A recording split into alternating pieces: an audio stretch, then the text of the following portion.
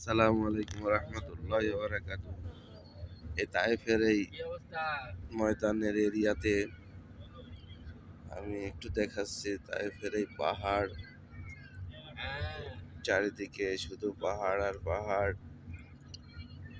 এই পাহাড় বয়ে আমরা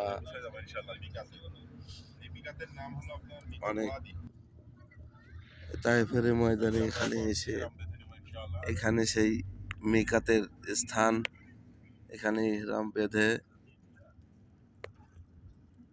ইনশাল্লাহ রওনা দেব উমরার উদ্দেশ্যে মক্কাতে। দেখেন, এটাই সেই মিকাতের স্থান। এই জায়গাগুলো আল্লাহ রাসূল সাল্লাল্লাহু আলাইহি ওয়াসাল্লাম নির্ধারণ করে দিয়ে গেছিলেন। তো এই এলাকা থেকে যারা আসবে তাদের মিকাতের জায়গা এটা। তারা এখান থেকে ইহরাম বেঁধে নেবে, নিয়াত করে।